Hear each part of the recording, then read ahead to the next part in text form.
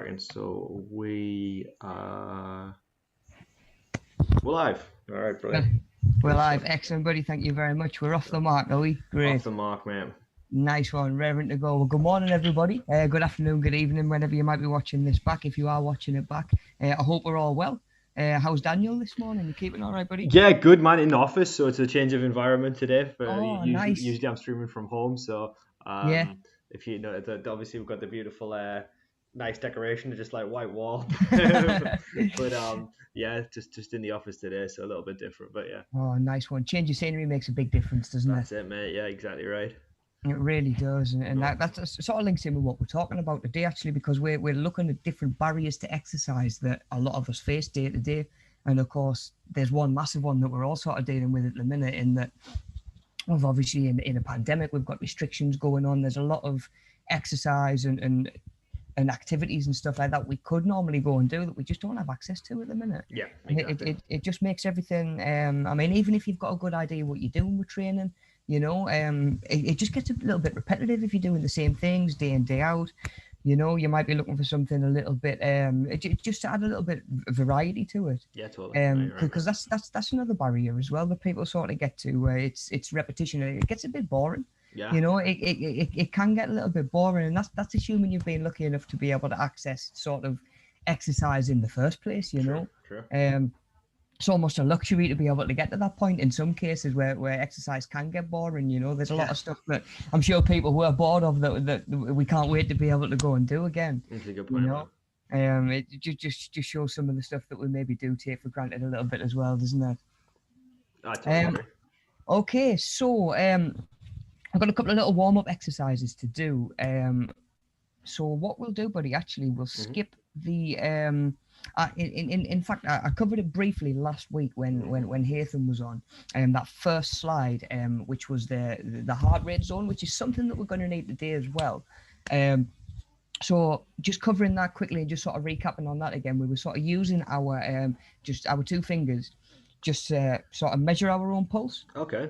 Yeah, so either sort of setting a timer for 30 seconds and then doubling however many counts you get, or it's easy enough to just set it away for 60 seconds really. Sure, and just keep count these days. And that's going to be really handy in helping us fill in our workbook with today's exercises.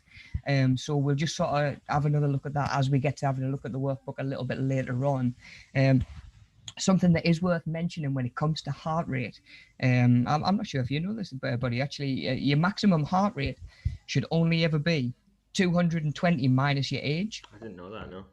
Yeah, so that's a good idea to just give you an idea for heart rate zones, which we're going to look at today, and how being at certain levels are going to almost stimulate your body in a different way and force almost a different sort of adaptation. We've sort of mentioned before about trying to make things specific to the training that you're trying to do or to the goals that you're trying to achieve. If you're trying to get better at running long distance, you wouldn't necessarily go and do a load of 100-meter sprinting, sort of flat out, not for very long. And when it comes to your heart rate zones, it should be the same as well. You might be better off if you're just trying to burn a little bit of stubborn body fat. You might be better off working at just sort of 60-70% of what you're actually capable of, or that maximum heart rate. So that's the way we're going to do it when we get to it. It's going to be 100% or 100% maximum output almost, or maximum effort is going to be 220 minus your age. So it's going to be different for everybody. So I mean, sort of naturally, the older you get, the longer your organs and stuff, and particularly your heart, obviously, you've been working for. So we just want to challenge it a little bit less and less and less, sort of. It's the same as everything, isn't it? It's the same as obviously worrying about osteoporosis as we get older and getting old, like tighter and stiffer. Yeah, and obviously it happens internally as well, just because we don't necessarily feel it quite so much, as maybe achy knees, achy hips, stuff like that. It is something that we still need to be wary of as well. But that's a really good way to pick out different heart rate zones, like I'm saying. Like if you've ever been on a treadmill in the gym, it might have like age 20 and it might say like 100% is like 200. Oh, okay, that's how it works it out then, right? Yeah, that's how it's working it out, and that's what we're going to do as part of the workbooks today. Yeah, so you can get an idea. You can say, okay, I am 40 years old, whatever, and I can say to myself, I want to be working at 60% of my maximum like sort of output, maximum heart rate. So that you can actually use either sort of like a lot of these cardio machines have got like metal plates on that will pick your pulse up. Yeah. Yeah, or pretty accurately they'll pick your pulse up. Probably not as accurately as say like a Fitbit or something like that that actually sits sort of on your wrist. And they're more affordable and sort of more cost effective now than they have been in the past. No, I think totally, man. Alex got one last year for about 20 quid.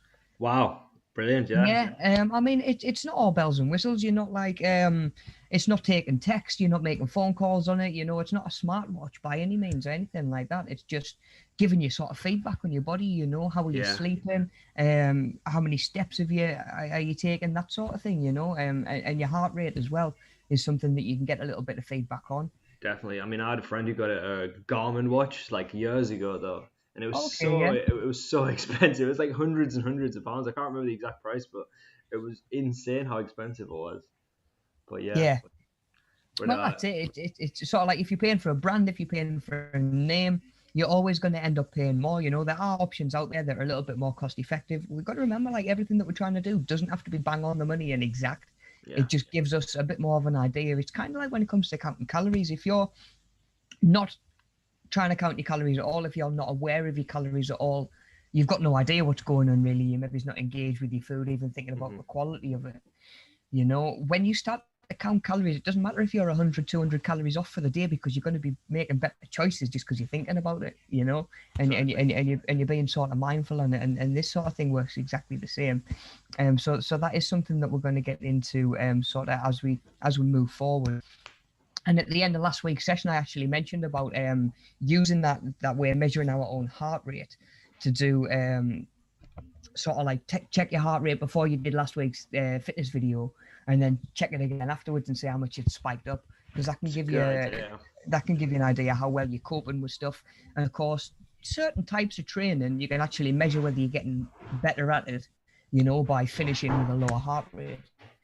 You know, especially sort of cardiovascular and sort of aerobic training, you know. Of course, the aim is to do the same amount of work with less effort, which is why kind of someone like myself, yourself, buddy, you know, our resting heart rate might be somewhere between sort of 60 and 80 beats per minute. If you've got sort of like an athlete or someone who's really, really fit, they might be sitting there at like 30, 40 beats per minute. So the heart's almost twice as effective, you know, 40 beats per minute as opposed to 80. You think how much easier a time it's having to cope with that. Yes. You know, so it's not just about raising your heart rate and getting your body used to being at that elevated level. You know, it's about helping your body be efficient at all levels, no matter what you're asking it to do. You know, which is where that cardio fitness comes into things. And no matter how strong you get, no matter how good your muscular endurance is, you know, your cardio fitness is going to determine a lot of what you can do. What I mean, I don't know. This is a bit like I'm just like thinking on the fly, but like, would that then definitely like help with anxiety then? If you're anxious, so your heart rate's more because you know it's like got like the fight or flight response or whatever.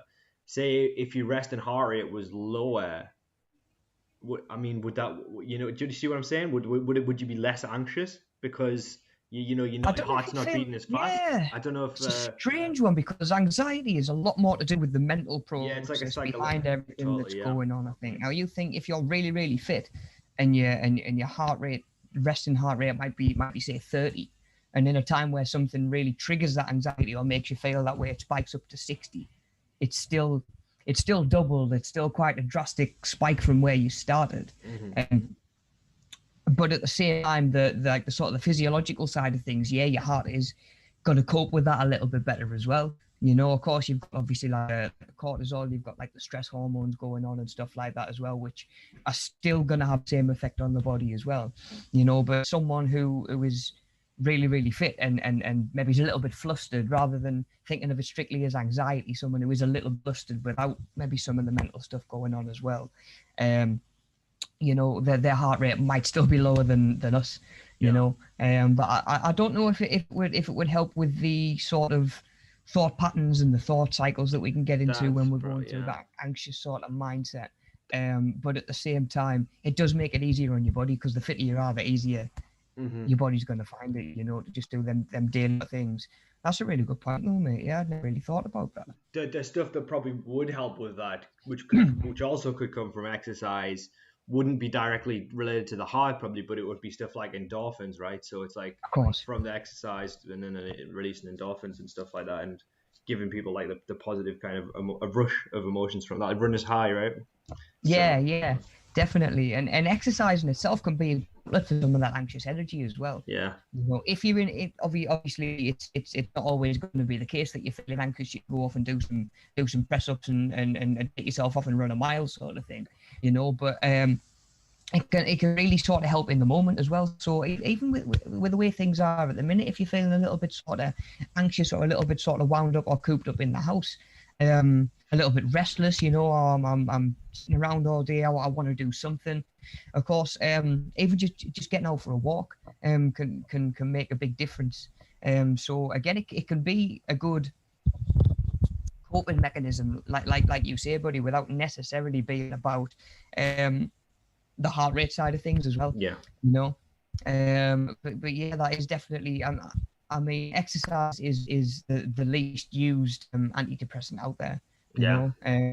For a lot of the options that we do have, good nutritious food and good exercise, or sort of being more active, they're kind of the last things that people sign up for as well, isn't it? It's always, what's the quick fix, what's the magic pill, what's the Juice Plus product that's going to do it for us, that sort of thing. Whereas looking at it as a little bit more of a lifestyle change, is a little bit harder to maybe sort of buy into.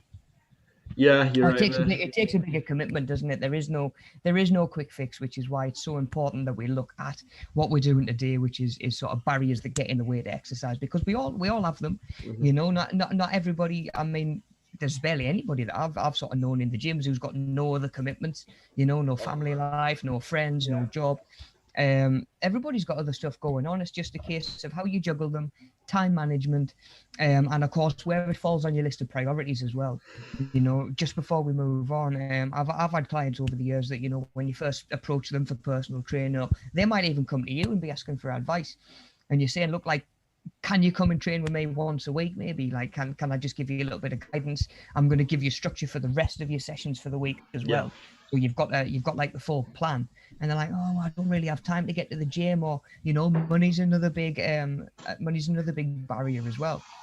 And of course, not to say that everybody's going to have the money for a personal trainer or even a gym membership, but it would get to the point where as soon as he was doing one a week and he started to see some results, takeaways got less, going out on the weekend got less. So all of a sudden he's got the money more for 2 sessions a week, 3 sessions a week. So he had the money. It was just a case of where the priority. Yeah, definitely. Like I've like I say, people over the years that say, oh, I can't really come in for personal training once a week. Now, the way I used to work it out was, say, sort of £25 an hour. That's £100 gets you a full month of sort of food, structure for, like I say, when you're training by yourself as well, and sort of feedback and sort of testing, saying how you're doing. And we could spend that on a night out, couldn't we? 100 quid. Totally. Do you know what I mean? And I know a lot of people who do. Whether that's a new outfit before you go, drinks while you're out, paying into somewhere before you've even bought a drink. Now, of course, like these aren't things that we have available to us at the minute, but it was so interesting to see people's sort of mindset on it. I haven't got money to invest in my own, or time, not always necessarily money. I haven't got time to invest in my own fitness and my own health and my own well-being, and longevity at the end of the day, isn't it? Because that's why a lot of us train, Of course, yeah. just obviously keep things moving and keep us feeling younger and better for longer. And as benefits became more apparent, it soon shoots up the priority list. It really does. But of course, there's other barriers that we sort of face day to day as well that we're going to get a look at. And of course, we all have some different barriers. There'll be people out there that are facing barriers day to day that I've maybe even not come across. We might need to think on our feet a little bit about how we can work around that.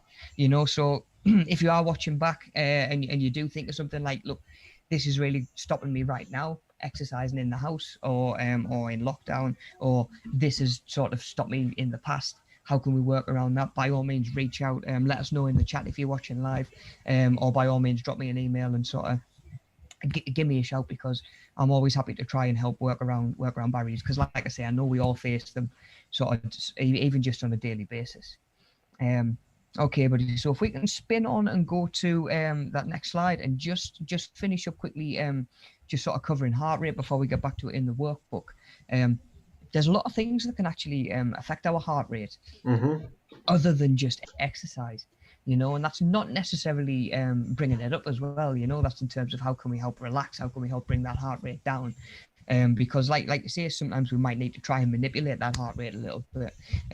Like you said earlier on, buddy, that might be during sort of like a certain mindset. Are you a little bit anxious? Are you a little bit panicky?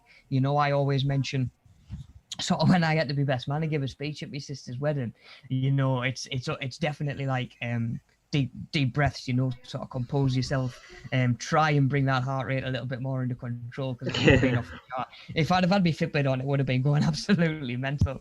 But truth be told, mate, I was always the same before I started any fitness class, anything like that. It was always like deep breaths, compose yourself sort of thing. And of course, when we move on to next week and we start looking at presentation skills and putting our own presentation together, that's something that we're going to get into a little bit more. That feeling of any public speaker, really, or 99.9% of public speakers do get that rush of sort of adrenaline, maybe it's a little bit of anxiety before they're due to go on stage. Performers, be it musicians, be it sort of anybody who gets up on stage, they all go through it, and it's just a case of learning how to control it and sort of channel it a little bit. Yeah. So, I mean, like I say, we've got a lot of things that are going to either bring our heart rate up or down, or can help contribute towards that. Of course, we've got sleep. You'll sort of notice if you have got any sort of tracker on that sort of monitors your heart rate throughout your sleep, you'll see it's going to be a lot lower. Obviously, you're doing a lot less. There's a lot less stimulus. You're not going to react to certain things going on. At the same time, if we're having sort of bad dreams, night terrors, like nightmares, that sort of thing, I'm sure that would show up as well. And come across as quite a drastic spike in your heart rate even while you are asleep. But sleep can be quite helpful. And in terms of sort of like breathing, even like meditation, yoga, that sort of thing, I always feel better and more sort of relaxed coming away from a yoga session. And I know you do them yourself, buddy, as well. To say that you put yourself in all these positions that aren't necessarily sort of natural or comfortable. And there are definitely times where you feel your heart rate sort of up. You can feel your muscles engaged, and you can feel that little bit of warmth, and maybe getting the old jelly legs a little bit. But then you come away, and you tend to feel more relaxed for it. Definitely, man. It's just the tension relief aspect, right? Like from stretching and just getting the blood to those like areas, and like kind of just helps with some of the tension. You don't realize how much tension you carry around until you do something like that, and you're like, "Oh, I feel much better." It can actually be like a real lifesaver sometimes. And I imagine for a lot of people who do sports generally as well, as people who lift a lot of weights, the amount of like tension you end up building up over time of just I think yoga is essential, and stretching as well. Like I remember when I used to go to the gym a lot, like the PTs said to me like stretching's probably one of the most overlooked aspects of training. Like you said you should go in when you go in, you should stretch, and then when you go out, you should stretch as well. And like a lot of people go in the gym and they just pick the weights up straight away. They might do like one warm up set, but then they just back into a set. They don't do any stretches or anything. So and like you say, buddy, you can pick up a lot of injuries that way. And I've sort of seen it over the years, and then you've got sort of like the disciplinary side of things, where that mindfulness and that thinking about your breathing and stuff like that can translate day to day as well. Where you might find yourself in a stressful situation. I'm sure there's going to be plenty of road rage going on when everybody's back on the road and making the commute back into work. If you find that sort of environment quite stressful, stuff that you've picked up, like you sort of said earlier on, through being more efficient, or your CV or your cardiovascular system being more efficient through exercise and stuff like that. Even just deep breathing exercises, can help of bring that heart rate down, totally. which is part of the battle of course, not necessarily reacting a certain way to a stimulus or the way that we might, which might not be the most beneficial to us. Then we've got, of course, a manner of different substances which are going to affect our heart rate in different ways, be it sort of drugs, stimulants, or relaxants. We've got both of them. Caffeine, Caffeine. yeah, guilty as charged, mate. Yeah, it's all right. It's before noon. You're good, man. Well, You're good. it's a caffeine's it's a stimulant, and it's a drug, right? It's probably one of the like the most, like, I don't know, like tolerable drugs we can take, like I think something like 60% of the population or something in America drinks coffee every morning, and it's like, Mhm, mhm. our body's used to it, and it can give us that kick, and it can help us. It can also be negative if we have too much of it, but and also like the toxic dosage for caffeine, people might get a little bit jittery off caffeine, but to kill yourself, you'd have to probably drink like 5 liters of coffee before you would actually have like a lethal dose. But Yeah, so yeah. Like yeah. that episode of Futurama where Fry drinks 100 cups and time slows down. Yeah. Yes, class episode, that one. Yeah. Yeah, that's class. But just like you say, mate, caffeine as well is probably up there with alcohol as being, or maybe it's even more so, the most sort of socially acceptable Yeah, yeah. sort of. No one's gonna question you getting a coffee or being a coffee drinker or anything like that. I know. You know. Well, Um. that's it, man, isn't it? I mean, no one even really thinks about it as being like a drug, but obviously it is. So Yeah, yeah, and not just to the effect it has on your body, but of course the level of dependency you can get on it. It gets to the point where you're drinking so much coffee just to bring yourself to the same level of functioning as someone who doesn't really drink coffee, because you're not giving yourself a boost, you're filling in the gap and just giving your body what it needs to function at a certain point. of course, yeah, there you go. So no, you're Um, totally right, man. Yeah, and that was something that I actually had to address last year, as sort of lockdown kicked in. I wasn't moving around so much in the gym. Obviously, I wasn't in the gym. I was locked down. I was at home. And it was a case of I would still be drinking sort of 3-4 coffees a day, and it was just no good. Having trouble switching off on an evening. It affects your sleep, which Oh, is of course absolutely massive to the big picture of health, not just our sort of fitness and our exercise. Sleep's massive in general. And then, like you say, sort of like that almost sort of like jittery feeling, restlessness. I can't sit still. It was like stuck between a rock and a hard place. I was jittery and restless with nowhere to go, and no way to burn the energy. So sort of having to moderate your intake and just be aware of your intake as well. We me and Alex we moved on to decaf. It got to the point where, like I well, say, once it's past like 1 o'clock in the afternoon, if we're gonna have one, it'll be a decaf, and then just can't have any of them effects at all. And you still get obviously the taste if you enjoy the taste. I totally agree, and there's a bit of stigma around decaf, because for some reason people think it's not tough to drink decaf or something Yeah, yeah, that was like me a year ago. Yeah, it's that was like me a year wimpy, ago. or like, oh, you need proper coffee. Like, there's so much pretentiousness around coffee in general. Like, and I've been there before. When I was in my early 20s, I used to really love read, like, it's so cringe, man. But I used to like read a lot of like novels and stuff, and I used to be like, yeah, black coffee in a book, yeah, so cool. And like it's so cringe, but like it's just so lame, and basically there's like a lot of stigma and stuff, like, oh, decaf, blah blah blah blah blah. But basically, you're totally right, man. And when I actually switched to decaf tea and decaf coffee, it changed my life, man, because I always have a morning coffee, and that sets me up for the day.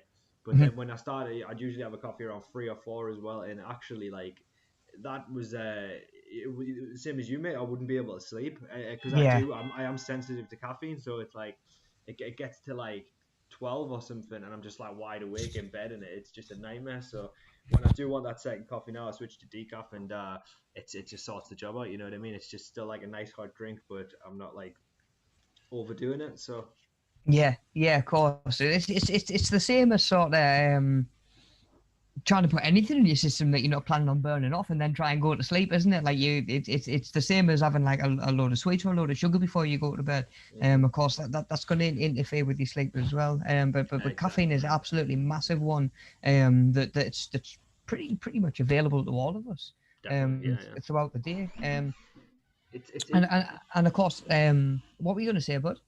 Well, that's a thing, and people usually think about it in coffee and in tea, but like you got to think about like fizzy drinks as well, right? Like I mean, it's a much less amount, but it's still in like every like Coke has a good bit of caffeine in.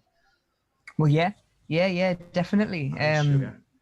Yeah, well, that's a mix of both, isn't it? You know, perfect storm. Truth be told, I've never been able to get away with drinking full fat Coke anyway. Oh man, It's like lucky you. almost like you can feel the sugar coating my teeth. I don't know what it is. I've always been, obviously being the build that I am, when I go somewhere and order a diet Coke, people look at us like diet. But yes, I it's was just just doing a video call in there. I know. Well, dude, I mean, yeah, diet. I love diet Coke, but full fat Coke all the way, mate. Like, that's yeah. yeah. Yeah, but of course it's moderation, isn't it? Which is something that we talk about when we look at nutrition, and not necessarily eliminating everything in your diet that you do enjoy. It's trying to find a way to make space, and be healthier and fitter at the same time. And I think contrary to a lot of belief, you can actually do that. You know, it is baby steps. It's trying to find something that works for you and and sort of modifying your current lifestyle to be better, rather than saying, "Oh no, this is the lifestyle that you need. Boom, this is your life now," because it's just not sustainable. You know? Yeah, I mean, I totally blame full fat Coke for all my fatness over the pandemic. I feel like the major factor in my fatness has been the excess of fizzy drinks, because it's like, Is dude, it? Yeah. 30 grams of sugar plus like 35 grams of sugar in a can of Coke. It's like, And how easy is it to do two in a day? oh, You know? so easy, mate. I need to go back to Diet Coke. I'm doing Diet Coke again, Yeah. because I mean, they say that aspartame can give you cancer or whatever, but who? But I mean, there's not really enough evidence on it, but that I've seen. So I don't know. Probably Yeah, not. yeah. Of course, yeah. You've got to be aware of the of the sweeteners and stuff like that as well, and the sort of additives, which is of course why water is going to be your best option in a lot of cases. But of course, we all like a bit of variety from time to time, don't we? And like you say, you still got to be able to treat yourself as well, Of course, you buddy. know. But I think them certainly liquid calories, be it either alcohol, because I know alcohol's crept up on a lot of people throughout lockdown, and sort of alcohol weight, but sort of fizzy pop or sodas exactly the same.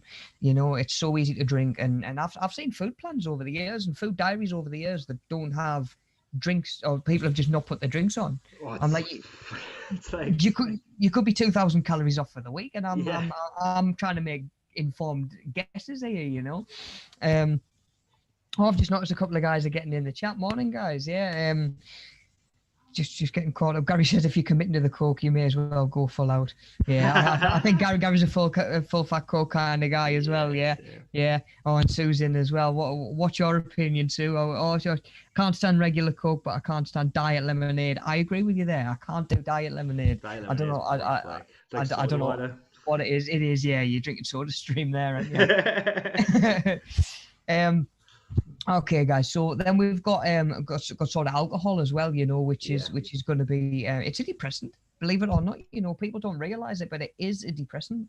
You know, sometimes, of course, it depends on the individual. It depends on the mindset. I know some people on certain alcohols can get really sort of riled up, really sort of energetic, you know. But you're thinking, are you going out and are you mixing the alcohol with like Red Bull, stuff like that? Are you going out and doing vodka and Red Bull, or Jack Daniels and full fat Coke, stuff like that, you know? Because even then you're adding sugar to the alcohol as well, aren't you? Yeah, talking about heart rate, mate. Jesus, like honestly, like I remember when I was younger, like when I was like 18, 19, and we used to go out for like the student nights and stuff, and treble vodka, Red Bull, mate. And honestly, the next day, I'd be sat in bed with heart palpitations, and this is like Really? young, Yeah. healthy lads, you know what I mean? Yeah. But from Yeah. that much caffeine and that much alcohol, it's so bad for you, dude. Because it's like you think you have like 5, 6 trebs, maybe even more than that, and that's like all of that Red Bull and all of that like high alcohol content. It's so dangerous that it's a proper horrible mix. That Yeah, you're giving your body the sugar and the alcohol to deal with at the same time, while probably also dancing, sweating, moving around, depleting yourself.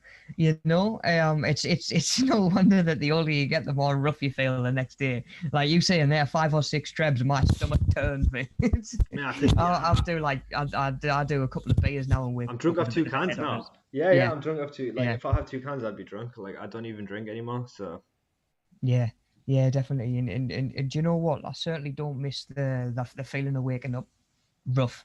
oh, You, it's the worst thing I ever. think everybody's got their own threshold. Everybody gets to the point where you have a couple of bad experiences where you say, just I'm not getting myself to that point again. Yeah, that's it. And it's just learning from your mistakes, isn't it? Sue says she's more or less it's more or less teetotal now. Boyfriend says she's a cheap date. It's true, man. It's happy days. Happy days. If you can go out and get and get a bit get tipsy and a bit wobbly off the same, like off a tenner. Do you know what I mean? I used to manage that when I was sort of when I was 18. Go out and get bladdered on a tenner. But obviously, the more of a tolerance you've got, the more you've got to go out and spend to get to the same level. And of course, other drugs are going to be the same as well. Either in that sort of nightclub sort of party setting, sort of ecstasy, amphetamine, stuff like that. They're all Oh yeah, they're all stimulants. definitely. And again, they're all going to bring that heart rate up. But again, they get to exactly the same point where you need more and more. You need to spend more and more to get the same sort of effect. Exactly the same as caffeine, and exactly the same as alcohol. And it just snowballs. It just snowballs. And that's not to say that we need to live totally without these things, but we need to be aware of how much they can accumulate and become sort of habit forming as well. Definitely, man. Yeah.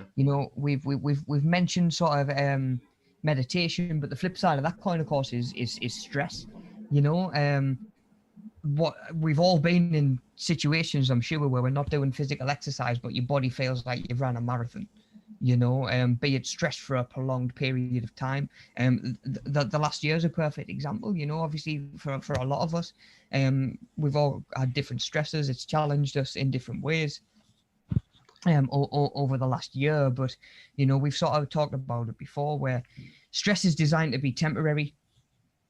It's designed to sort of initiate that fight or flight response in our natural instinct, where we're either dealing with a situation or removing ourselves from a situation. And it's meant to sort of come and it's meant to go, and your body comes back to a sort of normal sort of state.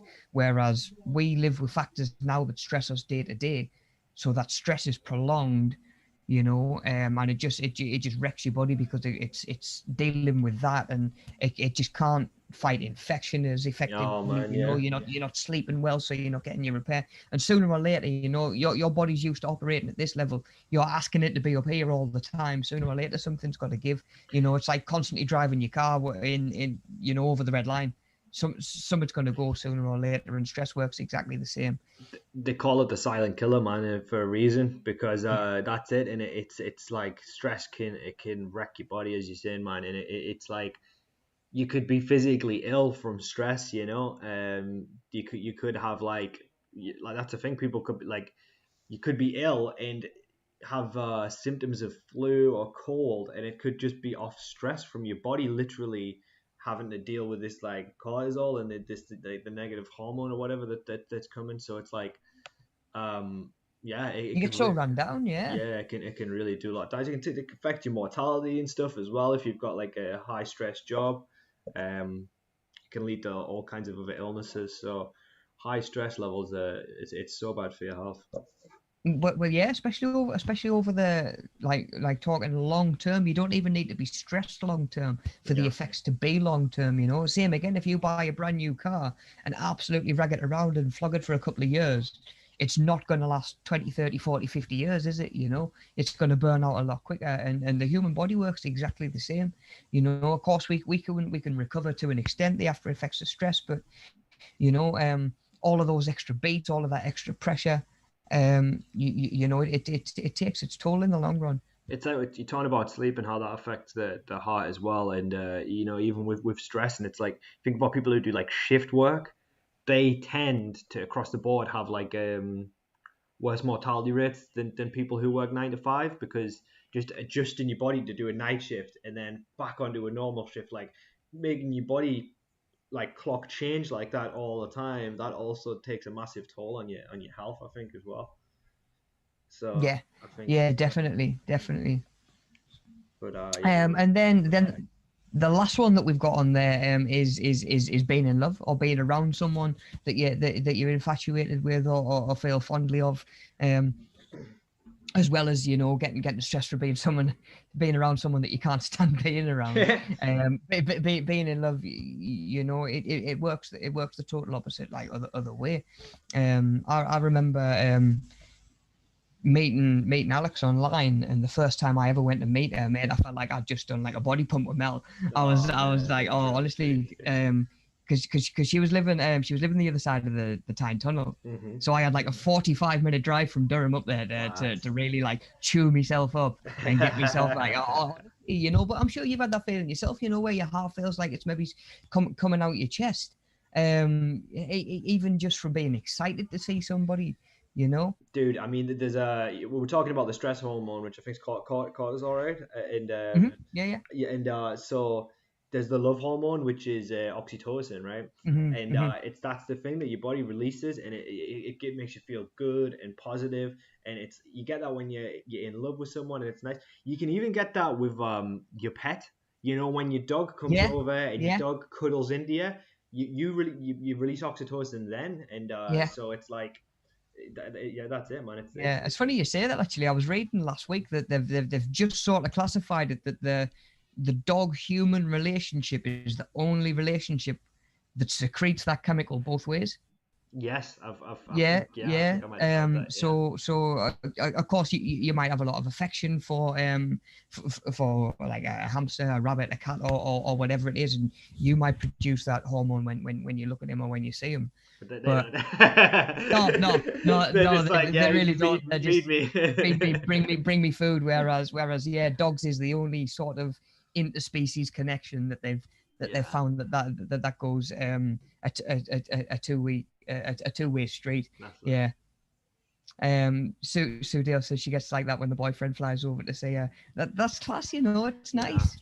It's nice to have your heart rate spike and it be in a good way, because so often it's in a response to the negatives, isn't it? Definitely, man. No, you're totally right, dude. And yeah, it's really nice. It's one of the best things about being alive, isn't it? Really, I mean, it's one of the things that like all of these movies and stuff. A lot of them are usually like love stories at the end of the day, or there's always like a romantic interest, and it's part of being human, really.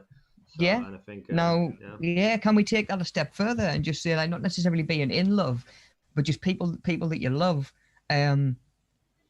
How exciting is it going to be, and how many of us are going to feel stuff like this when we're going to visit parents for the first time in a year or 18 months, grandparents, family, friends that we've not been able to see. I'm sure that it's not necessarily a nervous thing, but I'm sure your heart rate will rise, sort of in that situation when it does come about, because it's going to be something that I'm sure a lot of us are excited to be able to do again.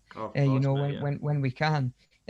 Gary says now he knows why his hamster just wanted feeding and to run back to bed. Yeah, mate. Yeah. Yeah. The pooch will not do that to you. The pooch loves you, man. The pooch loves you. That's it. Okay, guys. So, if we can just roll on to the next slide, please, buddy. We've got we're just going to start diving into some of these what we call barriers, and it's stuff that I've come across over the years. Some of the more sort of common stuff that I've come across that get in the way of people exercising, or people's ability to exercise. So we've got a word search there. Now just we'll take 5-10 minutes or so, and we'll just pick out whichever ones that we can, any that you can find. Let me know what you're thinking, guys, in the chat as well. Is it stuff that affects you? Is it stuff that you've maybe not even considered that would be a barrier for other people?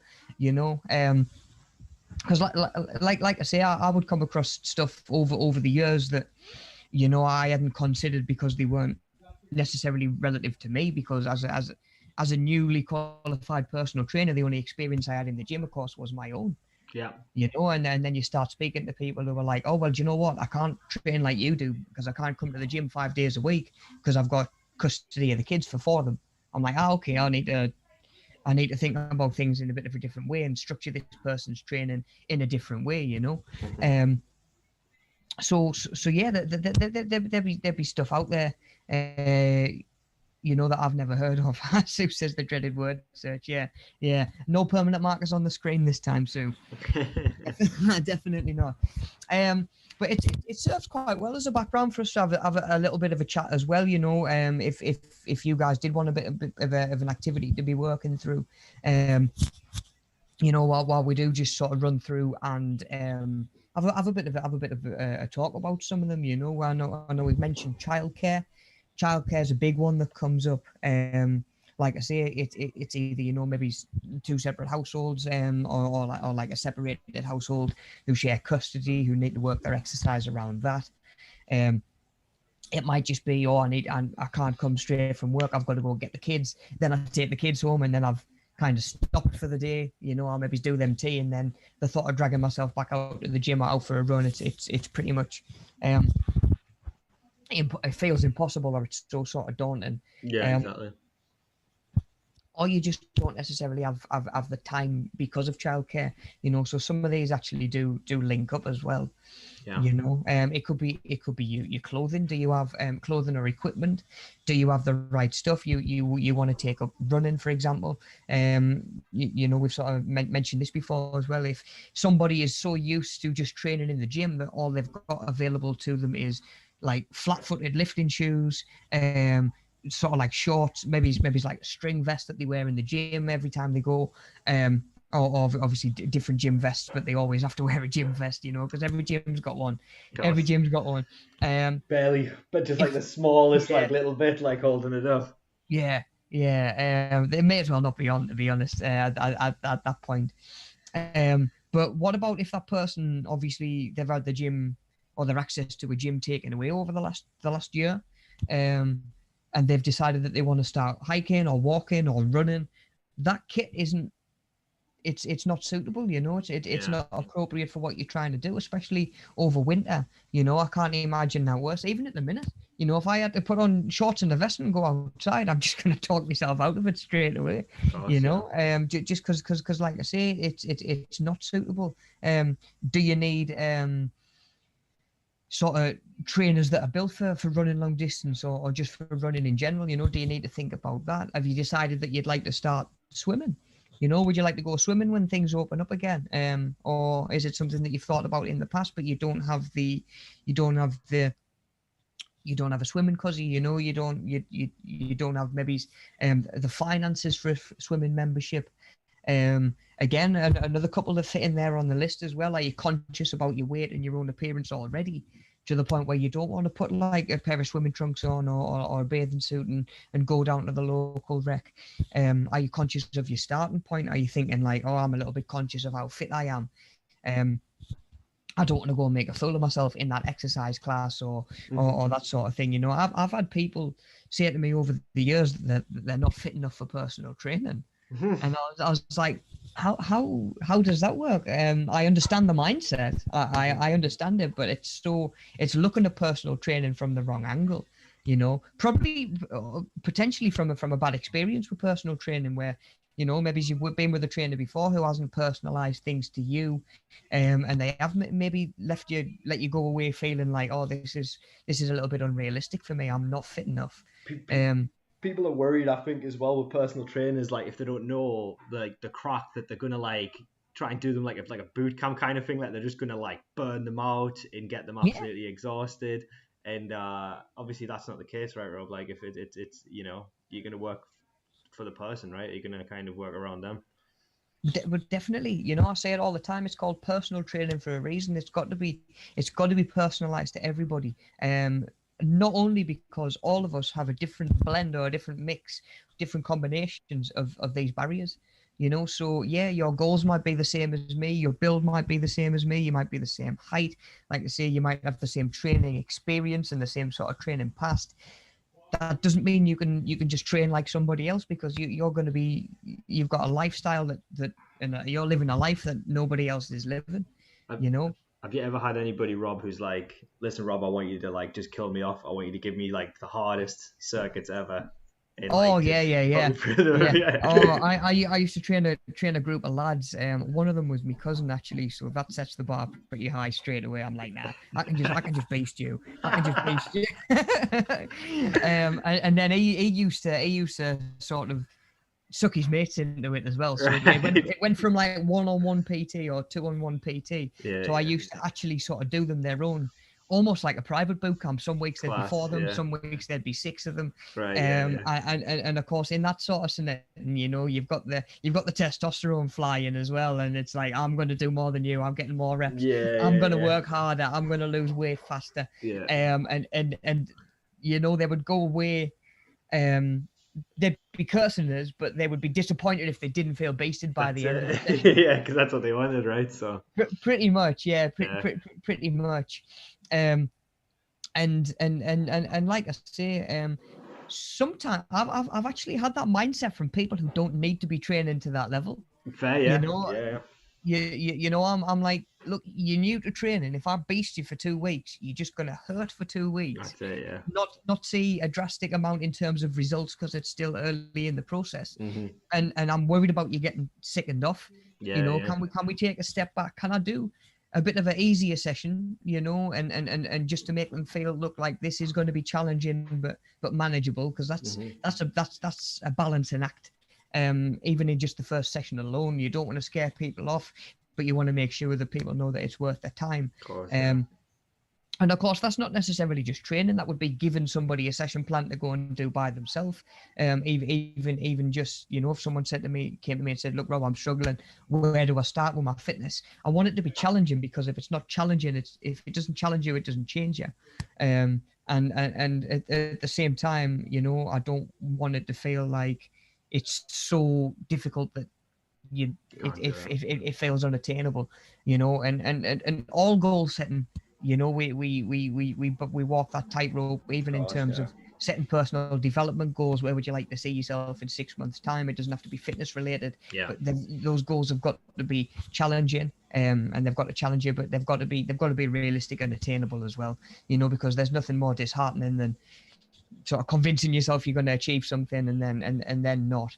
And obviously my job as a PT is to motivate you. It's not to take the wind out of your sails. By setting you up for failure, pretty much knowing what you're capable of and asking more of you. It does nothing for morale and motivation. Definitely. And motivation is another one that we've got on there as well. You know, motivation comes and goes. So we have to work ourselves around getting into this mindset of, how do I exercise on the days that I'm not feeling motivated? How do I trick myself into it, sort of thing? We've been working with a new concept in the Monday drop-ins, actually, where I've been trying to. I've always been aware of sort of like pause button culture or pause button mindset, where it's that feeling of, right, we can, when we're not feeling motivated, we can take a day off, we can take a week off, we can take a month off, and we can just pick up from where we've left off. Whenever we're ready, you know, we just press that play button again, off we go, and we start chasing our goals again, thinking that we're going to be at the same point. Now, you'll know yourself, buddy, if you've taken any sort of, you don't have to have much time off the gym or doing something repetitively for your performance to drop.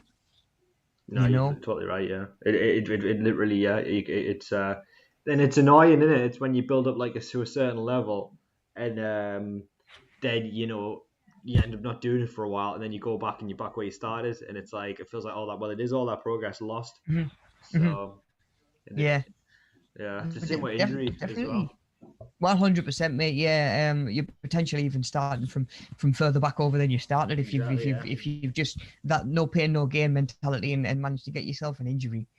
Exactly. But what I sort of came, or what I've come across while I've been doing some reading and stuff like this, is the idea of treating your motivation as like a volume dial. Right. Yeah. So what we've done in the drop-ins, we've actually mapped out sort of like a scale of 1 to 5.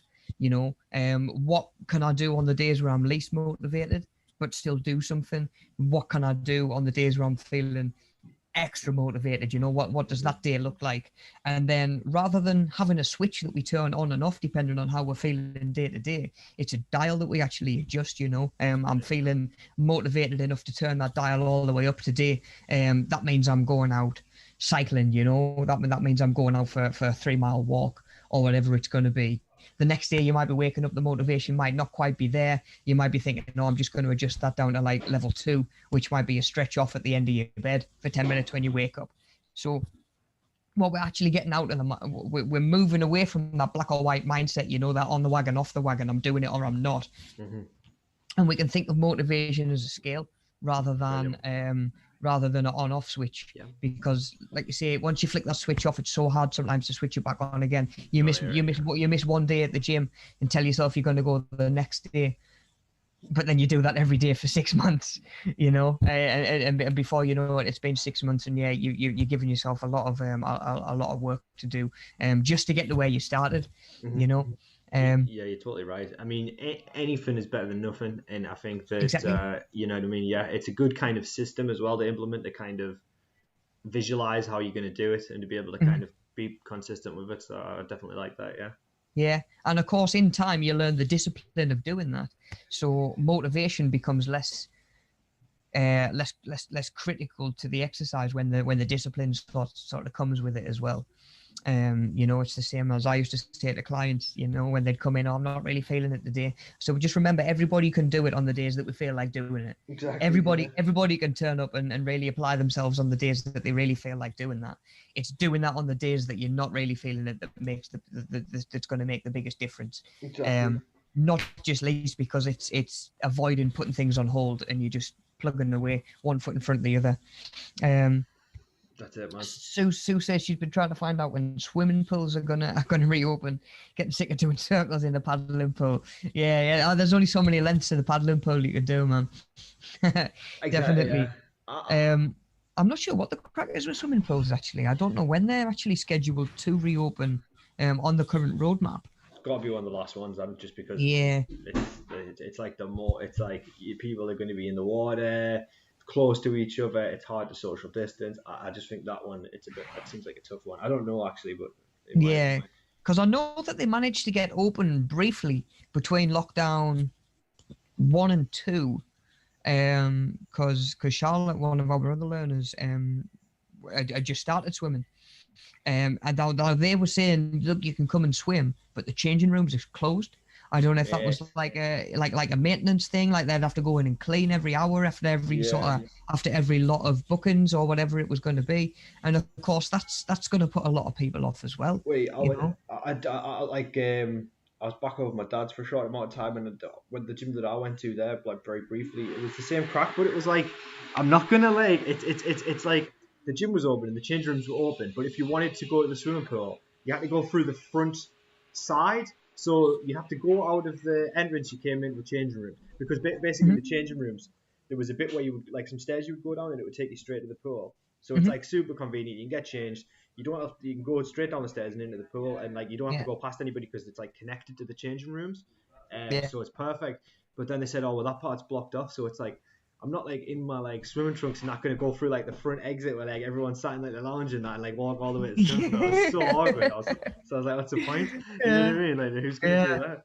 With goggles and your swimming cap on. Yeah. It's so embarrassing. So it's like, no way. Yeah, and of course that's something that is yet to be seen, and we're going to have to deal with together, sort of as things open up, in a restricted sense.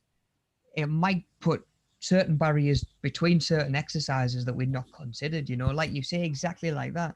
You know, you might be itching to get back swimming, but are you at a point, you know, where you're comfortable walking past a whole cafe worth of people in your swimming gear just because, you know, you're not allowed to use the changing rooms or you know, to use certain corridors or certain access points on the building. So, you know, even forms of fitness that are really familiar to us might be available in different ways, sort of as we're going forward and things are opening up again. So that's something that we're going to have to see about in time, you know, as we sort of go forward, and stuff is getting that little bit more sort of available to us again. disability is a big sort of barrier that I've worked with over my time in the gyms. I was always trying to give people an option and the ability and the knowledge, I guess, to train and exercise in ways that obviously suited them and worked around their either disabilities or injuries, maybe, you know. Now that in the past has been sending clients away from the gym and saying, look, like the gym environment might not even be what you're looking for at the minute. I had a lady come in the gym once who was in the early stages of learning to live with and treat and hopefully improve chronic fatigue. I know people who have that, you know, so yeah. Yeah, and they're in the mindset of, again, she come in, no pain, no gain. I need other people online are going to the gym and smashing cardio for an hour. That's what I need to do. When really that might have meant 2 weeks of bed rest, you know, coming in and doing too much. The body doesn't recover like you know, a lot of other people like yours and mine.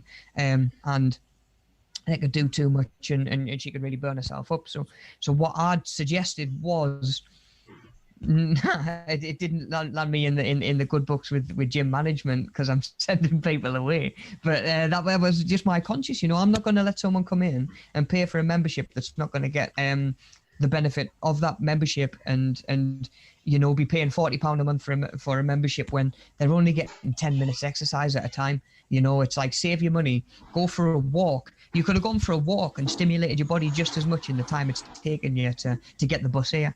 You know, you could have been done by now. You could have saved yourself some money and you'd have actually gotten more. And it actually built up. It builds up trust as well, you know. It builds up trust and reputation to the point where that person then knows if they come to you and they say, yes, come with me, we'll do some PT. That's not just me trying to sign up another client and be worrying about my own income and stuff like that, you know. Yeah, you're right. It actually, it was always letting people know, look, guys, what you need is going to come first, you know, and that might be, you know, barriers themselves can be injuries. Do you have a bad knee when you're squatting, but you also want to work your quads and your glutes and your lower back and get all that benefit of a squat, you know? Can I take that person and show them how to safely use a leg press machine?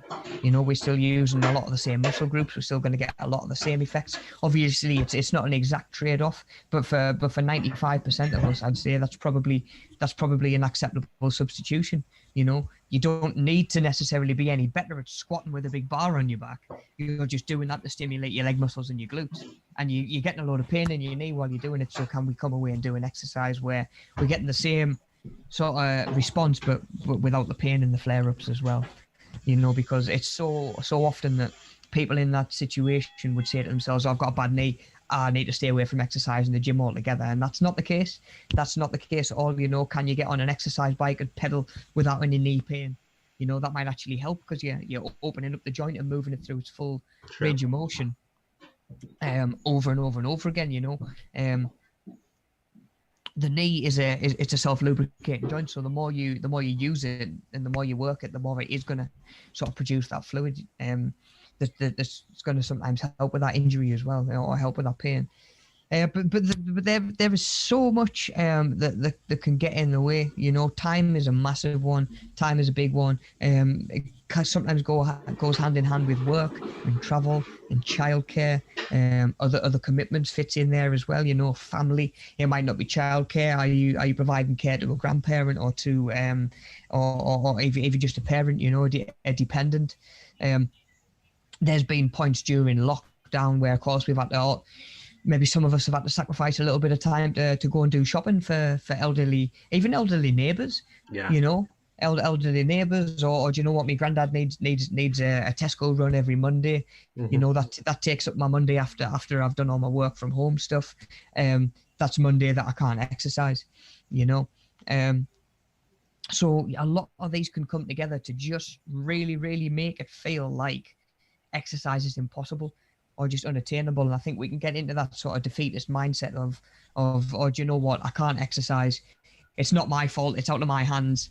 You know, it's just the way things are. And that helps us sort of justify it a little bit more, I think, you know, where you know, where we're not exercising. It's just like, well, I can't exercise at the minute. I've got this, and this in the way.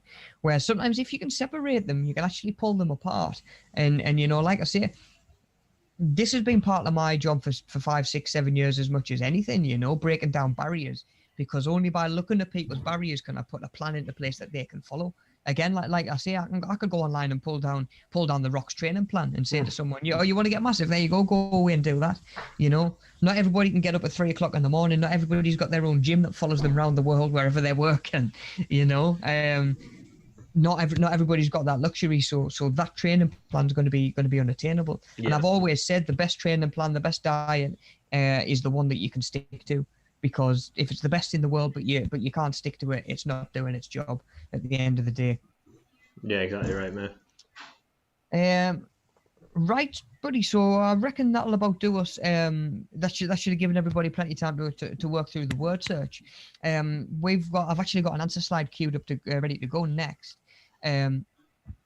So rather than breaking down where all of them are, it might be a little bit more time effective to just say, if you've done the word search sort of now as we've been going through, and you do want to check your answers or see where any of them are, just pause it on this next slide, and then just sort of get caught up with us in a few minutes once you've checked your answers. Of course, if you're working back and watching this later on in the week, you can take all the time you want. Looking at that slide and breaking them down, but they're all marked on there. Some of them are a little bit sneaky. Some of them run backwards.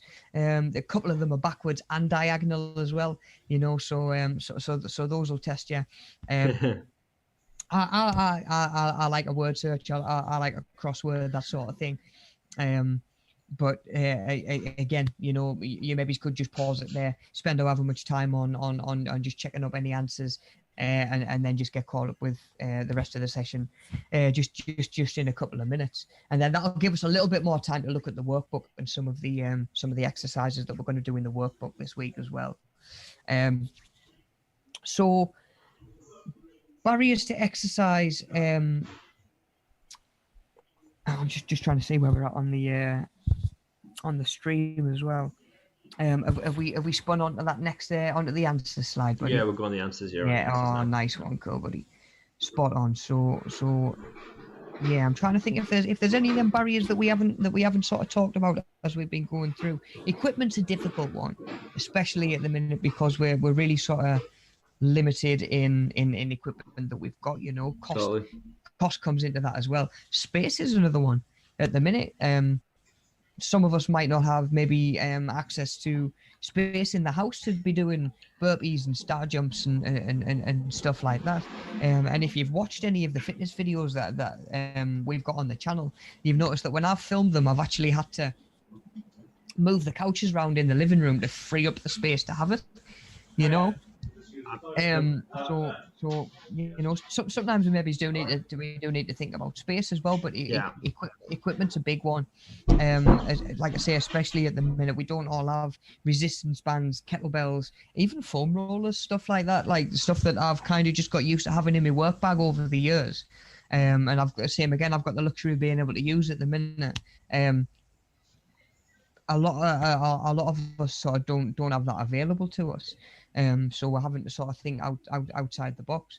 There's actually one of the fitness videos I've done that we're just using like sort of tins from in the cupboard, you know, just for like a little bit of resistance, just to be cost effective, where we're not needing to try and find money for dumbbells, for kettlebells, that sort of thing.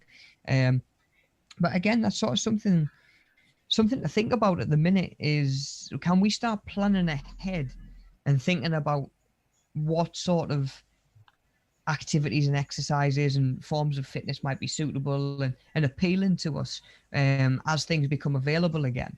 And can we maybe start to do some research now into what investment that's going to require? Yeah. You know, can we have a look and think, do you know what, if I'm going to go to the gym and get myself a membership, rather than having to pay for a gym membership for my first month on the same month that I need new joggers, new leggings, new tops, new vests, you know, stuff a new water bottle, a protein powder, maybe if you're gonna go that little bit further. Can we start breaking down that cost now? You know, can we start thinking, okay, swimming, like a gym membership is going to cause me, you know, say £20 a month. Can I start putting a fiver a week aside? So by the time that is an option, my first month's covered, and then that frees up maybe chance for us to go out and get myself a new water bottle, and you know, maybe some new joggers.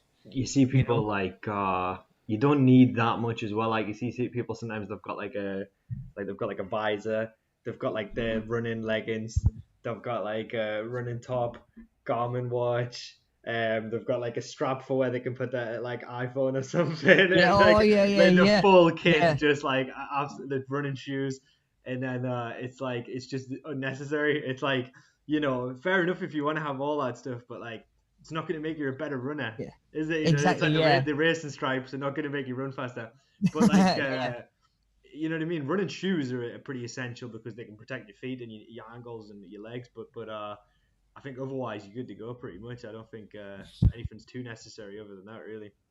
definitely. And you know what? The one thing that's not necessary, mate, is brands. Yeah. You don't need brands. Like you say, your footwear can make a difference.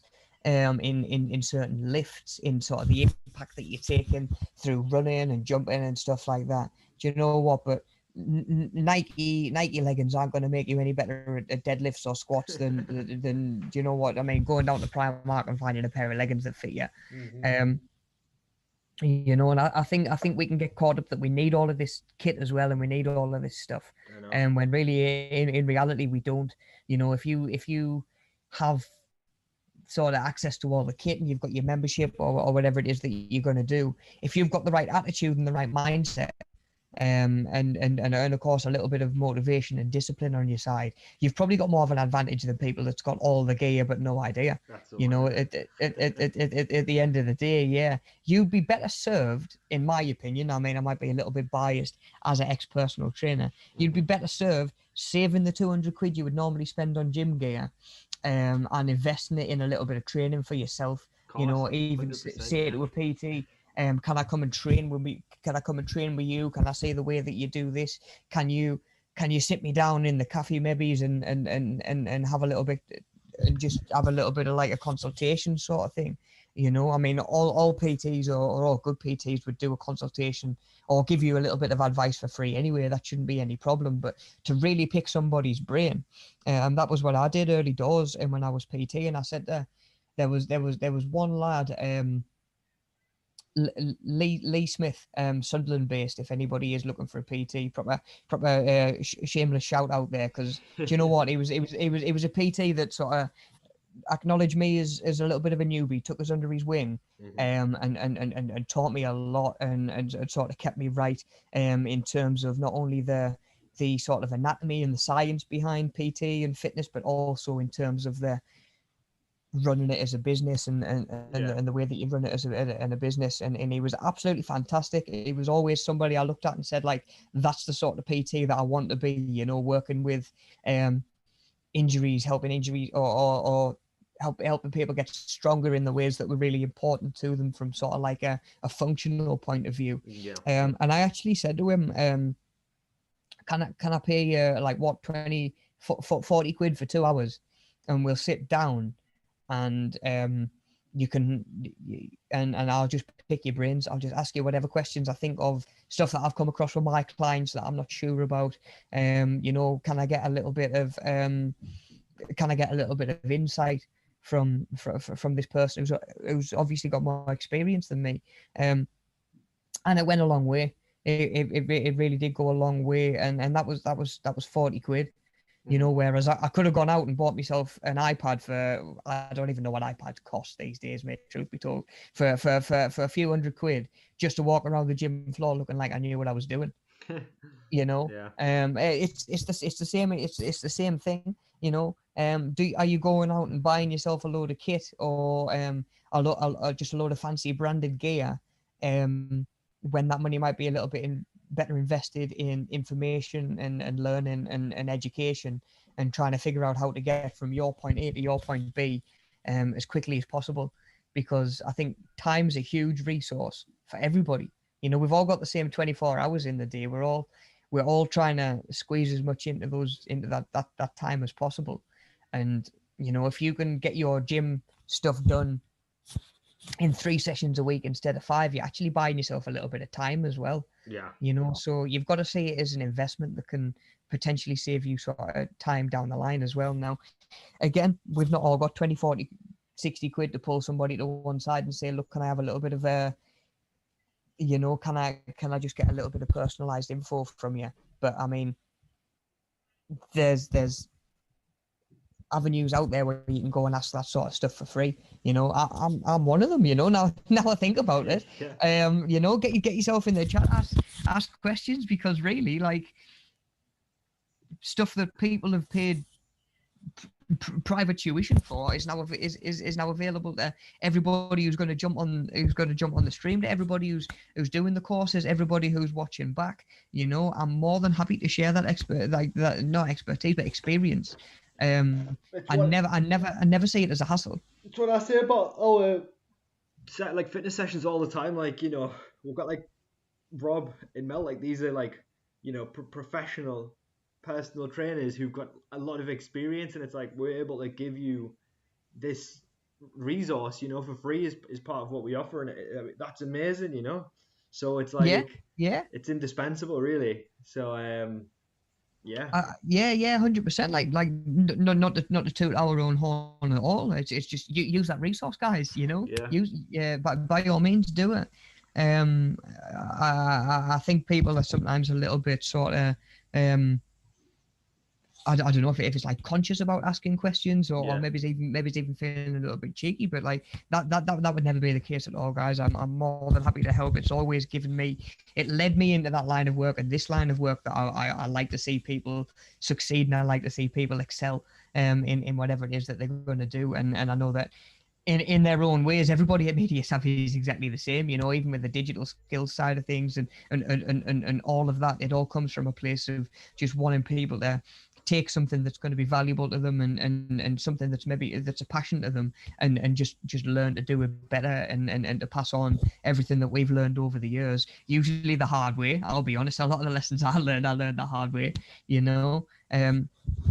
But like we say, you use that resource, guys, and spread the word as well, you know. Because like we say, you know, there's between us, you know, between us, there's there's a wealth of knowledge, isn't there, somewhere in there. But yeah, definitely. So I mean, even just where do you go with your questions? Where do you go for advice can be a barrier, you know. Because like we say, sometimes cost can be a big barrier between being able to get the information that you need. I mean, even if you're going to read it's something that I sort of came across at one point as well, where trying to read scientific research in the most sort of recent papers and development and stuff like that, so I could be in the know and have my finger on the pulse and say to clients, right, we can try this, we can try that. That in itself came with its own sense of cost, you know. Paying for the like access to these, you know, are they hidden behind paywalls online? Do you need subscription to get this information? So it comes in all walks of life, you know. How do you get the information that you need while accounting for the finances that you have available, you know, because that is something that could get in the way as well, you know. So again, already sort of coming across barriers that I'd never even really maybe thought about as barriers before, you know. So again, by all means, if there is something that's sort of slowing you down, or you think is slowing you down, by all means do reach out and give us a shout. Okay, buddy, if we can spin on to the slide that says barriers to exercise, then just to sort of sum this up before we get a look at the workbook and roll the fitness video for the week. It's sort of common knowledge, I would say. If you speak to anybody, I think they're going to say that they know and accept that exercise is good for us, and we can try and raise our heart rate a few times a week. You know, we all know that. It's the same as we all know we should eat 5 pieces of fruit and veg a day. So why don't we? You know, what's stopping people? What's stopping us as individuals from hitting those goals that we really sort of know that we should be hitting? There's many things that can get in the way. Some of them a little bit newer and are affecting our ability to exercise in ways we haven't experienced, in the sense of, COVID, the restrictions that we are facing. Some of us are social exercisers, who maybe manage to get the benefit from an exercise class just because they turn up every week to have a little bit of crack with their mates. It might be the only hour a week free that, a certain group of mums or a certain group of parents get free to all go and train and exercise together. And of course, that hasn't really been available for the last year now as well. Even sort of training outside needs to be distanced. You can't really sort of do a set and stand and have a little bit of crack. You can't.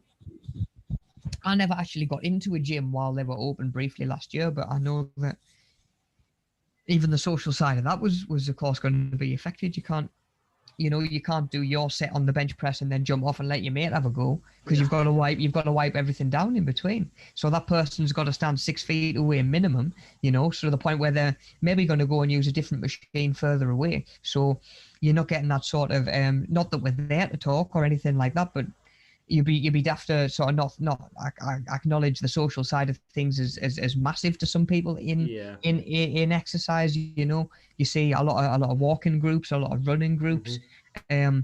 Obviously you do see people that go by themselves that'll just put their headphones in or whatever, but a lot of people that do it in the social sense will have really struggled over the last year, I think. Totally, man. And that'd be a little bit of feedback I'd be quite interested to get, actually. If you are used to exercising in a sort of group setting, what sort of difference have you felt over the last year needing to exercise by yourself? Because having done classes and one-on-one PT, I can tell you it's a totally different vibe. I mean, you'll know yourself, buddy, if you've ever done sort of like, I don't know if you ever got round to doing like the likes of yoga in a group setting, or because truth be told, that's something I've never done. Me and Alex have done it together. It's nice, man. I did it a few times, yeah. Obviously a lot of the time we're either doing it together or I'm doing it by myself. But some of do you know what I even noticed in some of the videos I was doing, and some of the videos that we've got on the channel, they were done very much in a style of a fitness class. Now, even for me as the instructor, not having the people there to draw the energy from was something totally different. And I know full well that works the other way.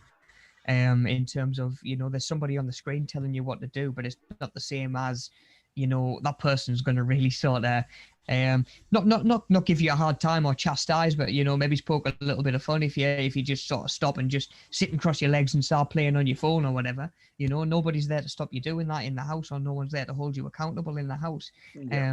So yeah, if you're watching and you have been used to exercising in a group setting, you've maybe done some of my classes or some of Mel's classes, when we had them at Bede or when we were running them in Sunderland. What difference have you noticed over the last year needing to do a lot of that exercise by yourself? That'd be quite interesting to get into, I think.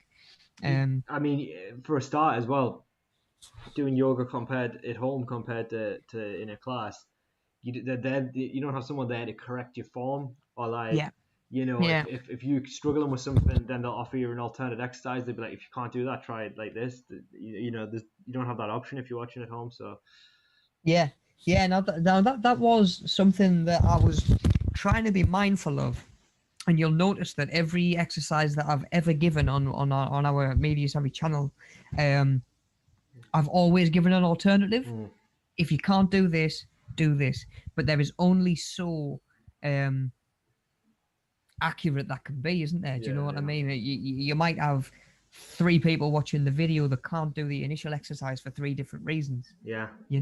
Whereas like normally, or like you say, even just correcting somebody's form, I need to be careful what exercises I'm setting, being aware that there's nobody there to check someone's form. So if you're doing burpees in a way that are potentially going to hurt yourself, without someone there to correct you, like there are just some exercises that just aren't suitable for me to say, look, you guys do that, when I'm not in a position to watch and say, let's correct this, try changing it this way, otherwise you're going to hurt yourself. So that's something that you got to think about as well. And when you are watching along, I've noticed that certainly the yoga channel that we follow will give alternatives and different options and stuff like that as well. But sometimes you might be in a case where that just doesn't match what your particular injury is, or what your particular sort of hindrance is, and what's getting in the way. And again, that is just everybody's barriers are different. You know, we've looked at injury as quite a broad sort of umbrella term. You know, that can be anything. You know, that can be lifelong conditions, that can be something, that can be a disability, that can be something that you've maybe just picked up, or a niggle that you've picked up, maybe it's a snap or a tear or a break that you've picked up through training. It is really sort of a broad spectrum, so there's no one size fits all answer. So again, it might be just a little bit of confidence at the minute. You know, it might be a case of, do you know what, I'd love to be exercising in the house, but I'm not sure that this is suitable for me, and I'm not going to make things worse or hurt myself even further. You know, which is it's a responsible sort of mindset, I would say. I You mean, know, I can't do insanity anymore in the house. I used to love doing insanity in the house, and I can't do it because it's too high impact, and I got people living underneath me, and it's just like doof doof doof doof doof. So it's yeah, like I just can't yeah. do it. Again, stuff like that, mate. I would never, I wouldn't have thought about. Do you know what I mean? Like, if I was saying to somebody, I mean, that's never come to me as an issue from a client, and so it's never really crossed my mind. But to say to someone, go away and do these home workouts, that's going to cause a load of, like you say, a load of banging, a load of racket, you know. Maybe again, you've got pets or animals that don't really respond well to the extra volume or the extra Yeah, sort of I mean, kerfuffle going on as well. doing And it just adds stress, doesn't it? It adds exactly. stress elsewhere. Yeah, I mean, doing plyometrics when you've got someone underneath you, you're like Yeah. literally jumping up and down. Yeah. It's like it'd be easy to do and not really consider, and it just looks like the most inconsiderate thing going, doesn't it? Yeah. It really does. So again, you know, barriers out there that certainly I've never even considered, and they're always changing. They're always sort of cropping up. And like I say, that was probably the way in which I most had to adapt my approach to personal training, was just the way that I've dealt with the things that get in the way for other people.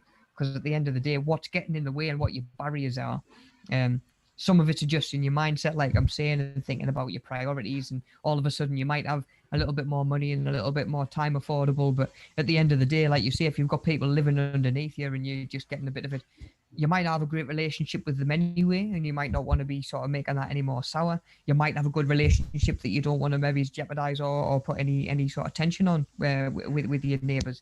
And that is something that we've got to think about. And again, COVID and social distancing. Like Exactly. this time last year, the thought of needing to exercise with sort of 2 meters between you and somebody else wasn't really a barrier that we'd ever really had to consider. Because why would we?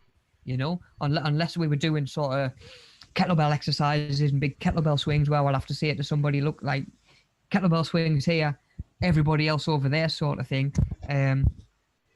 But that was really sort of rare, because if you're doing a circuit, of course, you've got everything sort of stationed out anyway. You've got adequate space for each exercise. Yeah.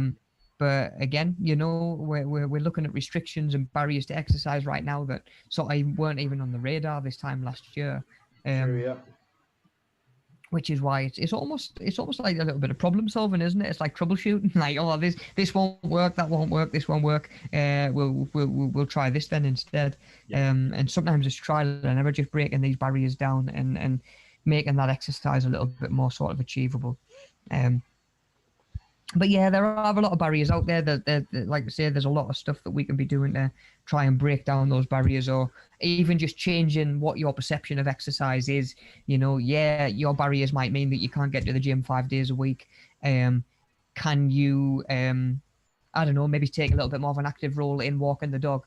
You know, that sort of thing. Can you get yourself walking 2 days a week? And then all of a sudden, you know, you're pairing up exercise and chores, so time and energy and motivation might actually become less of an issue. Yeah. You know, looking at things like that sort of way, and just again changing your perception of exercise. And I'm really excited that the weather's starting to change as well, because we can start to get that little bit of maybe a little bit more excitement going outside. You know, stuff that we've looked at that's been maybe cold, grey, wet, bleak all over winter is going to be maybe filled with a little bit more colour. You know, animals coming back, like sort of wildlife coming back, plants coming back, colours coming back. You know, I'm sure we all feel a little bit better for a bit of sun on our skin, and I'm sure the vitamin D is something that our body's going to want to soak up like a sponge after the last year as well. But you know, again, that's not thinking about exercises. Oh man, I've got to go back to the gym when all this is over. You know, you know, because I've heard that. I've heard that over the course of the last year. I've even heard, you know, my dad's a good example. He used to go to the gym religiously. Yeah. But when gyms reopened, it was at the point where he was needing to actually book an appointment. And I say like, right, I'm going to be there 3 till 4 o'clock. Obviously that helps the gym staff clean everything down 4 till half 4, and then the next booking starts 4:30 till 5:30, for example. Right. But that didn't work for everybody, you know. So again, the gym was open, but it was being presented in a way that just didn't fit what he was looking to do. And he's actually, I think I've mentioned actually, you know, he's taken up quite a lot of walking, quite a lot of sort of almost sort of hiking, really. Right. So again, the way that he views exercise is totally different, you know.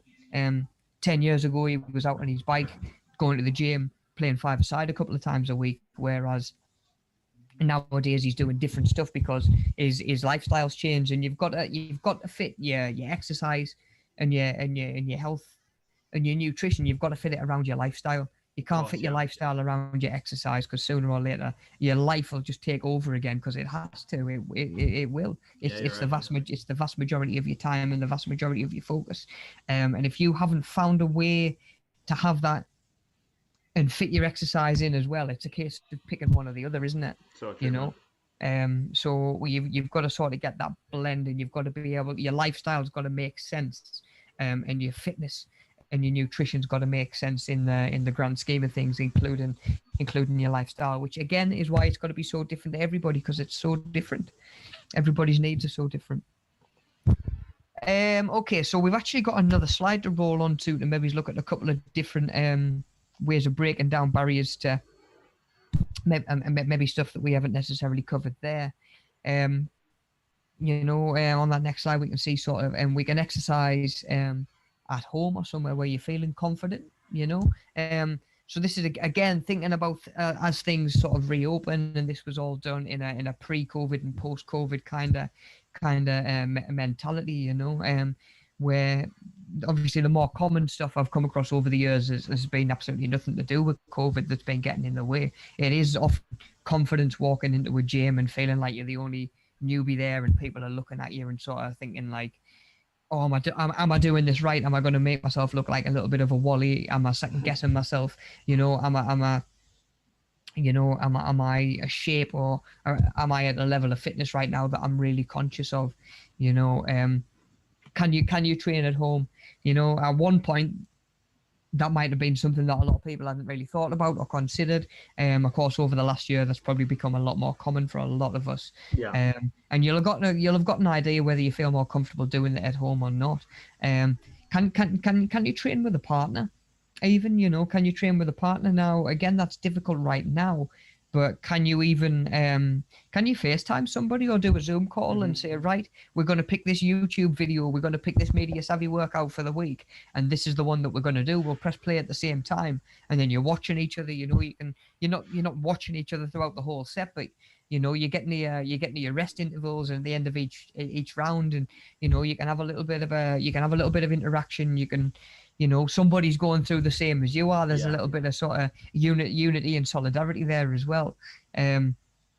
Which go on, bud. I think from experience, like training with a partner can be good or bad depending on how they are. So it's like it can be really great when they motivate you, and then it's always good, you know, it makes it more social. But I think that if they're more keen to do it, it encourages you to do it more. Whereas if they sack it off, you can sometimes become codependent, right? Like if you think like, oh, if they've sacked it, you think like, I might sack it because, you know, I don't want to go by myself maybe. Yeah. So yeah, I think sooner or later, two training partners will balance each other out to a happy or to a medium somewhere between where they've both sort of started from, or they'll become like they'll sooner or later adopt the same sort of mentality around exercise, and that's massive. In that you say you can either have training partners that are either trying to always push each other, in which case that will only sort of solidify between the two of them, or you will have a training partner who maybe is a little bit more skeptical. It's like, oh, I'm not gonna up the weights this week. I don't think I can do that next set. Or do you know what? I'm not feeling it tonight, so I'm not gonna go. You're only as good as your training partner, really, if you are going to train with a training partner, because sooner or later their mentality rubs off and has an effect on yours. Yeah, definitely. Massively, you know. And of course, in an ideal partnership, when it comes to training partners, both parties are trying to motivate themselves and the other. You know, it doesn't really work when one is extra motivated and the other one's just along for the ride, sort of thing. You know, because the motivated person's not getting the competition and the sort of drive that they would like from it, you know, and the person on the other hand is being asked to do more than they think is necessary or more than is above their sort of ability at the minute. Yeah.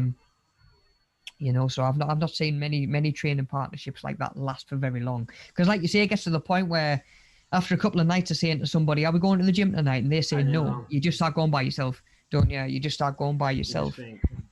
I know it sucks as well, because it's happened to me a few times where I've literally sacked stuff off because I didn't have anybody to go with me. I didn't really want to go by myself. But usually for me, with the gym, it's never been so bad because I'm used to going by myself, kind of thing. But it's usually classes. Like if I start going with a class with someone, and then they've been like, I can't be bothered to go again. I just think I don't really want to go by myself. It's a bit awkward because in a lot of classes they'll pay you with people as well, so they'll pay you with your partner even. So then you'll think like, oh, I'm gonna get paired with someone I don't really know, and like yada yada. So. Well, yeah, definitely, yeah, and like you said, they almost become like it is almost like a safety blanket, isn't it? You feel a lot more secure, you feel a lot more confident there. You know that, like, even if everybody else in the class was to turn around and laugh at you, which they're not going to do, but even if they did, the person that you've gone with is going to have your back, and that's the way it should feel. So again, yeah, training with somebody else can be massive. And of course there are ways we can do it right now, as well. You know, when we sort of whenever we roll a fitness video at the end of a class, I always keep an eye in the chat as well. You know, if somebody gets to the end of the set and they want to jump in the chat and have a little bit of social, like, oh wow, that set was really hard, or you know what, I feel like I'm going to push a little bit harder this time round. Yeah. It's nice to just get a little bit backwards and forwards, isn't it? Because sometimes it can be a distraction, and you know, I've always said like something's better than nothing. Yeah. You know, if you're walking on the treadmill next to someone else who's walking on the treadmill and you're having a bit natter and talking about what happened on EastEnders last night, like, you're still doing more than if you'd gone straight home and sat on the couch. Yeah, exactly. You know? Yeah.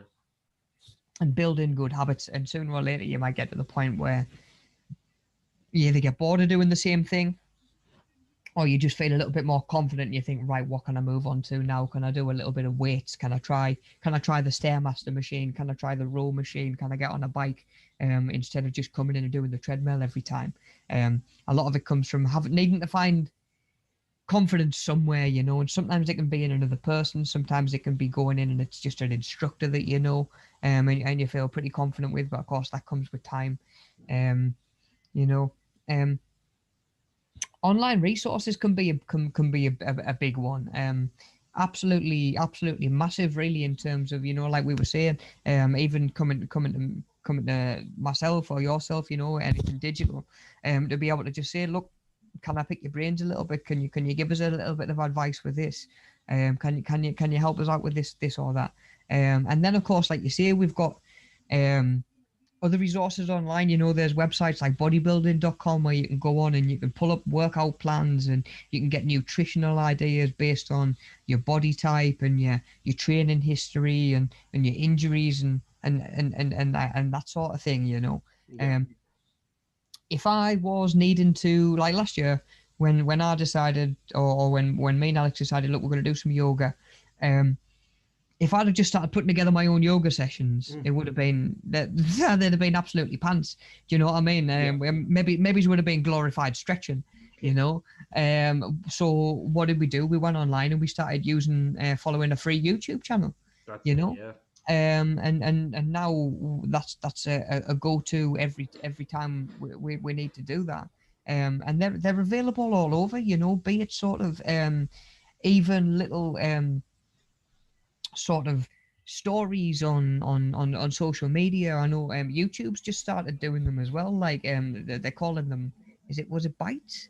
Yeah. Shorts Right, yeah. or Oh, bites, shorts, yeah, one of the two, which is pretty much where you can go on and you can put up a whole workout. Granted, there's not going to be a great deal of detail there, but you can put on and just like within 30 seconds give people 5 exercises to do and a structure in which to do it. You know, there's plenty of stuff on there. Pinterest, you know, if you go on Pinterest and type in sort of body weight exercises to do at home, you're gonna have lists and lists of different combinations of exercises and different circuits you can do. And you know, this is for your abs, this is for upper body and your arms, this will do your legs and your bum, sort of thing. And it's all free. You know, granted, it's not personalized, which is where that personal training comes into it, and a little bit of personalized guidance. But you can certainly start to get an idea of certain stuff you could be doing. And of course, if you go to do something, it gives you a little bit of pain. You've just learned that that's something not to do next time, maybe.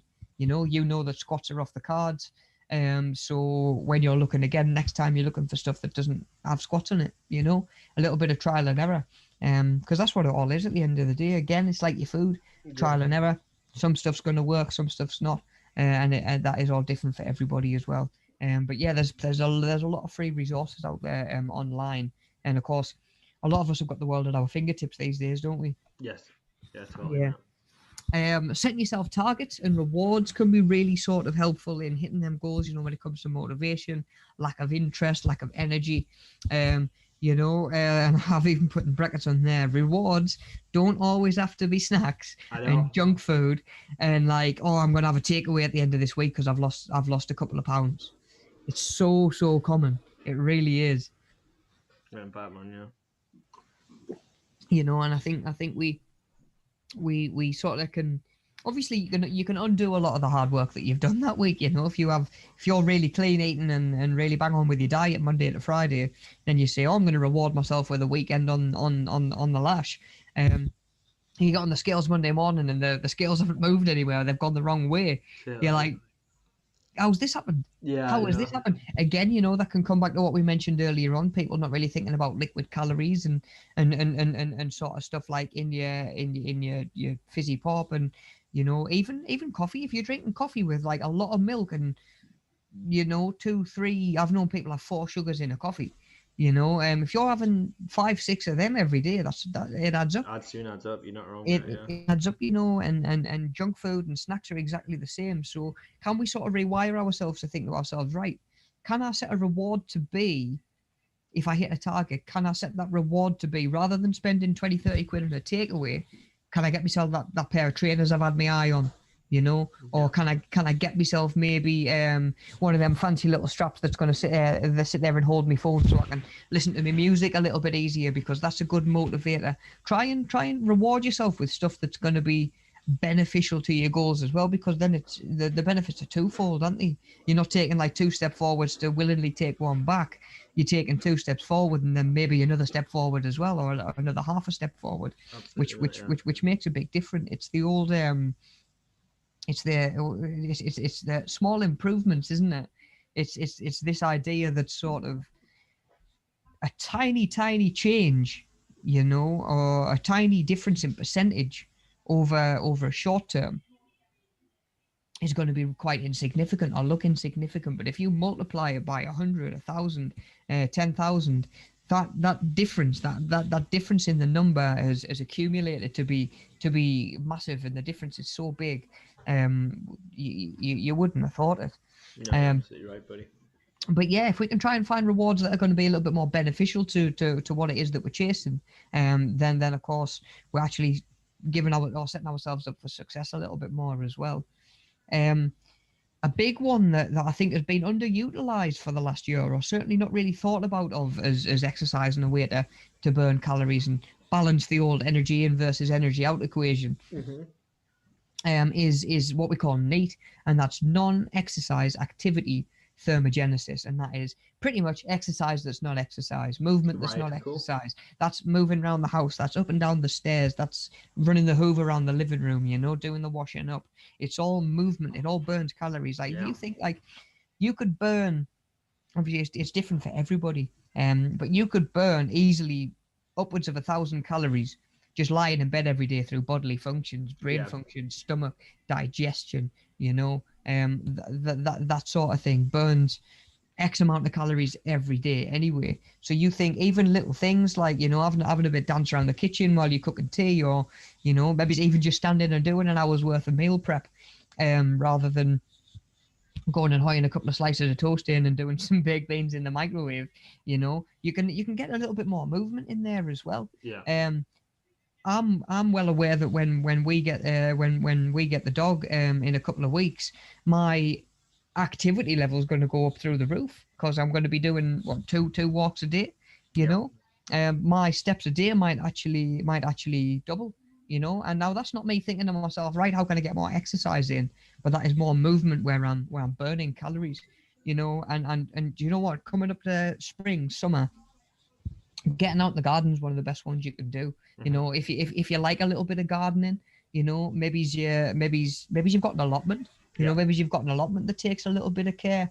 Maybe you're looking forward to weeding. When the weather gets nice, mowing the grass every week, every 2 weeks, that sort of thing. It all accumulates, and it's all movement that we don't necessarily need to think of as exercise. And immediately put up the barriers to exercise that we straight away think about as well.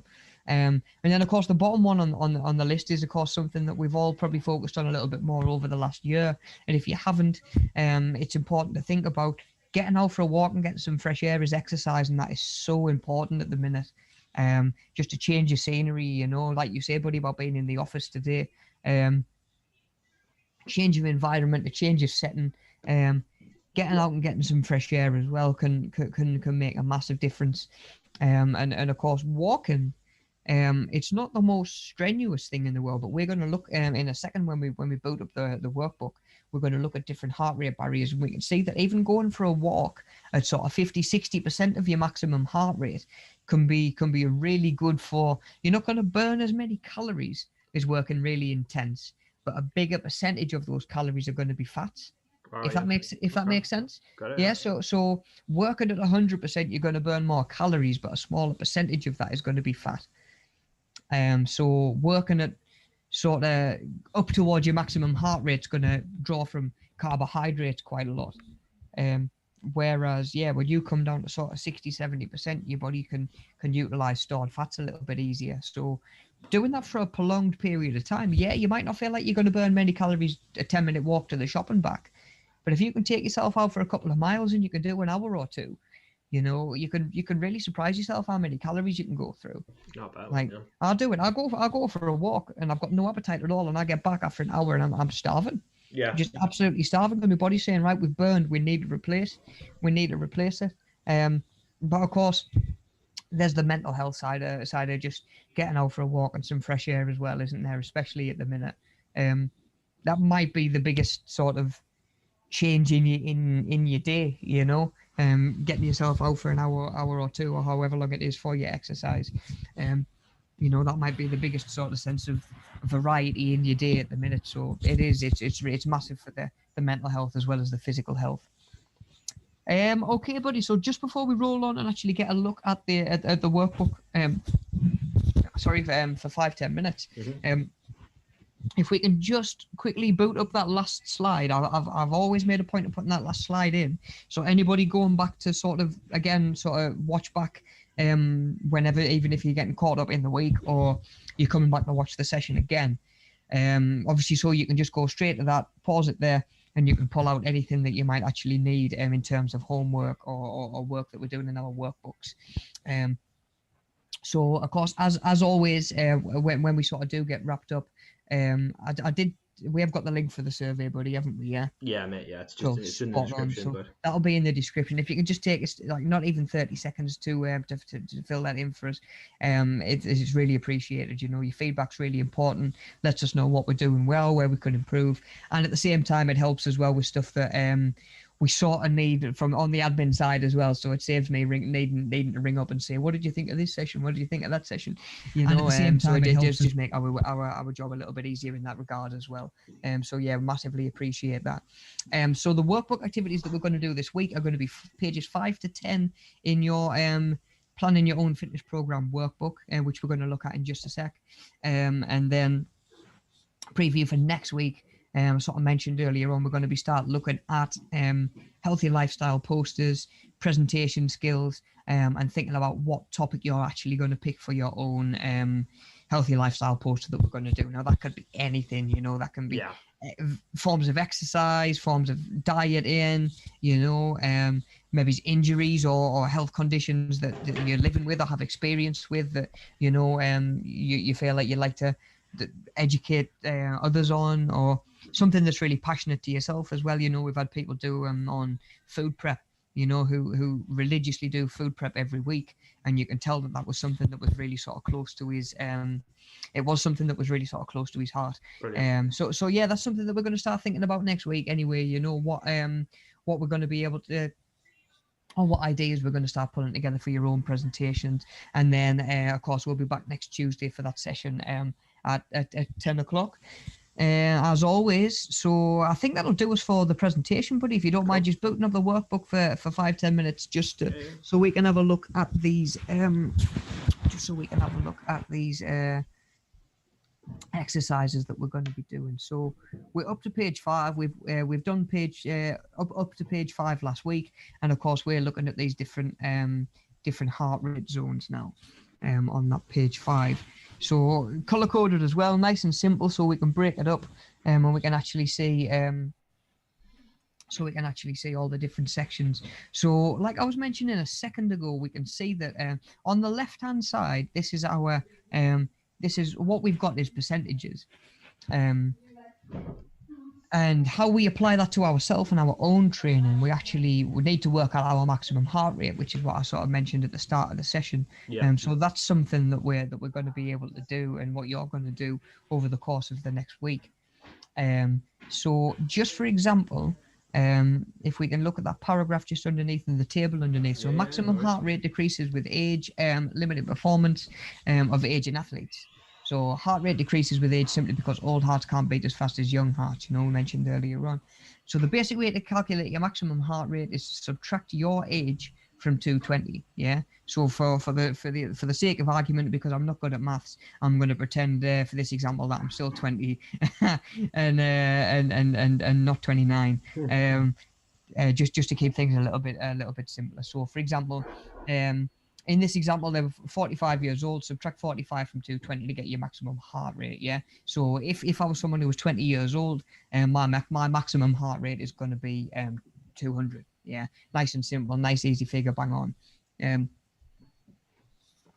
So then once I've got that number, we can actually fit that into the grid that we've got underneath. So the grid that we've got on that left-hand column, and next to where it says 100%, I would put 200 in there. Yeah. Obviously that was for myself. It's going to be different for everybody who's doing this. So 220 minus your age, put it in that box. Yeah. Now that number is going to go in every box down that column. Yeah. So we're always remembering it. That is 100%. Yeah. So coming back up to that chart we were looking at a second ago, for that person, or for me in this example, my maximum heart rate, 90 to 100% or 100% is going to be 200 beats per minute. Yeah, that making sense? Yeah. Yeah, cool. Right, so we've got 200 beats per minute is 100%. So, but if I wanted to come down to 50%, to just, you know, get a little bit more, just improve my overall health and helping sort of recovery, and maybe just sort of getting used to exercising and moving a little bit more. If I want to work in this bracket, all I do is of course take my maximum heart rate, the 100%, 200, and half it pretty much for that 50%. But we can actually use this chart to just help us with some of the less obvious sort of calculations. So what we've got, we've got, say, in this column on the left hand side, we've got 200 in each box, and then all we do, we times it by the number in that sort of white column in the middle. So for 90% of your maximum heart rate, take your maximum heart rate, times it by 0.9. You know, so I think that would be about 180. That would be about 180 in this example. So I know that when I'm at 180 beats per minute, I am working at 90% of my maximum heart rate. And I know, looking at that other chart, that 90% puts me at developing maximum performance and speed, you know. Brilliant. Yeah. So that's the way we can do it, and that is again why them being able to track your heart rate either through the machine itself or through a Fitbit or like even just like a fitness tracker or something like that can actually help you get into these zones. If you're wanting to work your aerobic fitness, and working for longer, if you're maybe planning on doing like a race for life or a charity or like a fun run or even the Great North Run or something like that. If you want to work at that 70 to 80% where it's more sustainable, but you're getting the aerobic adaptation from your body, you need to say to yourself, right, okay, how do I then work out what sort of 70 to 80% of my maximum heart rate is? And you just do exactly the same. Take your maximum 200 in this example, times it by 0.7. Now I'll do that ever so quickly. 200 times 0.7 is 140. So someone who's 20 years old, 140 beats per minute puts them into that aerobic fitness bracket there. So, obviously, like I say, it's going to be different for everybody. Your figures are going to look different to pretty much everybody else's, certainly of different ages. But then, yeah, whatever number you get, stick it in the right-hand column, and then that's easy enough for you to come back to and say, okay, I want to work at 80% a day. How many beats per minute is that? And then it's already there in the graph for you. So that might help make that make a little bit more sense when we're coming back. And like I say, we're just looking at different heart rate zones as well. Page 6 is going to be a little bit difficult to do over distance. Obviously, when we would normally do this in the classroom, we would be measuring your blood pressure for you. Yeah. If you have been for a medical or a checkup or anything like that recently, or even just your last one, if you know what your blood pressure result was, then we can put that in that box there and get that in on page 6. Page 7 was the BMI chart, which we looked again briefly at last week. It's not the be all and end all in terms of fitness. Someone like an Olympic bodybuilder would show up on that scale as probably clinically obese. But again, you can use it as a rough idea of where we are in terms of our weight compared to our height. So yeah, just to refresh on that before we finish up. What we need to do is find your weight, find your height, and then just find where they sort of intersect on the graph. Okay, then the last couple of pages we've got activity 3, identifying barriers to achieving fitness goals. We've talked about that kind of at length this morning. Activity 4 is ways to overcome barriers to achieving the fitness goals. Or your own fitness goals. So, stuff that we've talked about that we could put in place. And then page 10, activity 5, we're going to actually set yourself some fitness targets as well. So we're saying the targets can be really good at holding you to a plan and sort of keeping you on a little bit more sort of on track a little bit more. So example 1 might be, I'd like to improve my cardiovascular fitness so I don't get out of breath walking to the shops, which again is something that might have crept up on us over the course of the last year, where we're not going to the shops as often. We might be finding even just that's a little bit more of a task when it comes around to it. Example 2 might be, I'd like to improve my body composition, reduce my body fat by eating healthier, so I can be a better role model for my children. So our aim there is to, in the first box, identify 3 fitness areas in which you'd like to improve. That could be your cardiovascular fitness, again, your body composition, your muscular strength, whatever that's going to be, and then 3 targets that are going to help you get there. So for example 1, I'm going to improve my cardiovascular fitness by walking my children to school at least 3 times a week. You know, maybe rather than putting them in the car. And that's a goal. That's a target and a goal that's going to actually help you get to where it is that you want it to be, and improve the thing in your fitness that you'd like to improve. Example 2, I'm going to improve my body composition by reducing my calories to 1,800 a day and limiting chocolate and crisps to 1 day a week. You know, that's perfectly fair enough in the terms of that is going to help improve body composition, and help drive us on towards that second goal as well. So that's something that we're going to work over on the course of the next week as well. Trying to think about your own fitness goals, your own targets that you're going to set yourself, and then how do we achieve them. Yeah, so up to page 10 for this week. Again, as always, please do reach out if you're struggling with anything. If you're maybe trying to come back and find something on the video that you can't find, by all means, just give us a shout, and I'm happy to help out. And I think other than that, that'll about do us for this week, buddy. Unless you've got anything to add yourself. I think that's it, mate. Yeah. Obviously, the workout video is in the description, as is the service, so they're both there for you to access. Yeah. I think that's about it, mate, to be honest. Yeah. Awesome, buddy. So yeah, again, maybe try it today. Do your resting heart rate before the fitness video, then do it again after, and just see what the difference is, because it can be a little bit of an eye opener, actually. And again, work out your maximum heart rate and see what zone you're working in through today's session. That'd be quite interesting to know. So yeah, by all means, let me know how you get on. Of course, as always, stay safe, guys. Look after yourself, and I'll see you next week. Perfect. Cool. All good. Right, buddy. Well, thanks a lot, guys. Both of us. Yeah. See you later, guys. See you later, guys.